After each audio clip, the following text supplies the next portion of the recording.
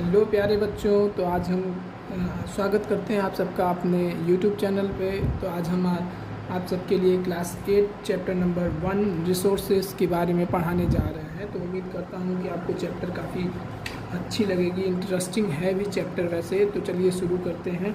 इस चैप्टर का नाम है रिसोर्सेज का जो एक मीनिंग होता है वो होता है a physical material that human need and value such as land, air and water.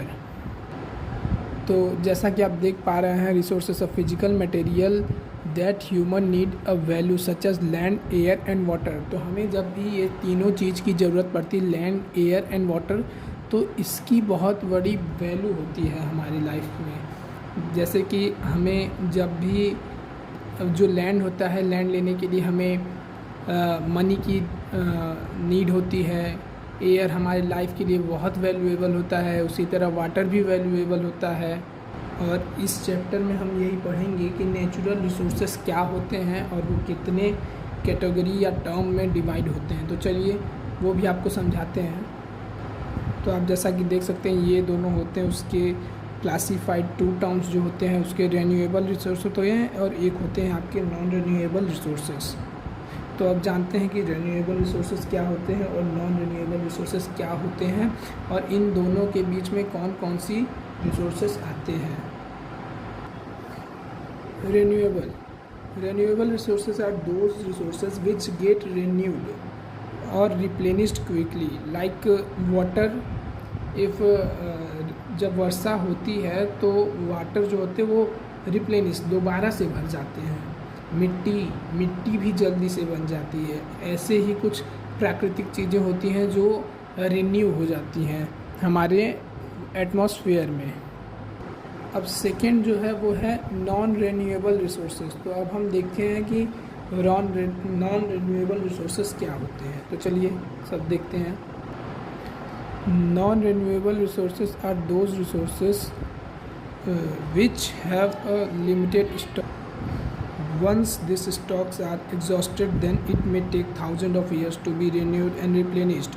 जैसे नॉन रिन्यूएबल रिसोर्सेज में क्या होता है कि वो रिसोर्सेज जो कि बहुत लिमिटेड स्टॉक्स होते हैं, जैसे वो जब ख़त्म हो जाते हैं, एग्जॉस्टेड हो जाते हैं या फिर गायब हो जाते हैं, तो उनको आने के लिए कम से कम 1000 साल, 1000 साल, 2000 साल लगते हैं। जैसे कि एग्जांपल में है आपका एक coal, petroleum and natural gases.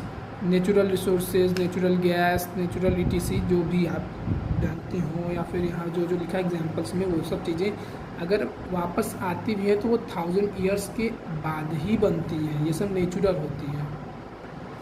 अब आगे हम पढ़ेंगे human made resources. Human made resources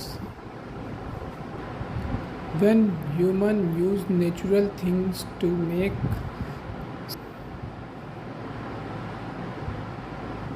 to our life. तो इसका डेफिनेशन जो है होगा कि जब हम इंसान जो है, मनुष्य, जब कोई नेचुरल प्रोडक्ट्स को या फिर नेचुरल थिंग्स की हेल्प से कोई आर्टिफिशियल चीज़ बनाते हैं और जो कि हमारे डे टू डे लाइफ में यूज होती हैं और हमारी नीड्स को पूरी करती हैं, हेल्प करती हैं हमारी, तो वो होता है ह्यूमन मेड रिसोर्स। जैसे example, using of cement, iron, brick, ETC for making house, then it becomes a man made resource. तो वो क्या होता है? मैन मेड रिसोर्स होता है। Like using of woods. तो ये सब जो होते हैं मैन मेड होते हैं, ह्यूमन मेड होते हैं। फॉर हाउस मेकिंग,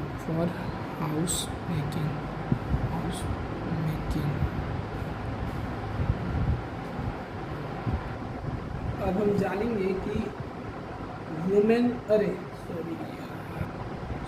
अब हम जानेंगे कि ह्यूमन रिसोर्स क्या होते हैं। ह्यूमन रिसोर्स को हम शॉर्ट फॉर्म में HR भी कह सकते हैं। तो चलिए देखते हैं क्या होते हैं ह्यूमन रिसोर्स।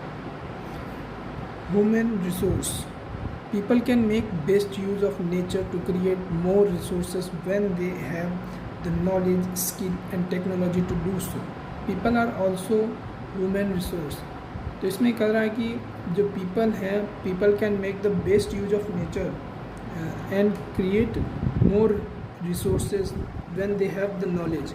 जो पीपल हैं वो नेचर के रिसोर्सेज से और भी अच्छे रिसोर्सेज बना सकते हैं with the help of nature resource, मतलब नेचर की रिसोर्स की सहायता लेके। जब उनके पास नॉलेज होगा, स्किल होगा और टेक्नोलॉजी होगा, तो वो जो ह्यूमन है वो नेचुरल रिसोर्सेज को और अच्छी तरीके से बना सकते हैं।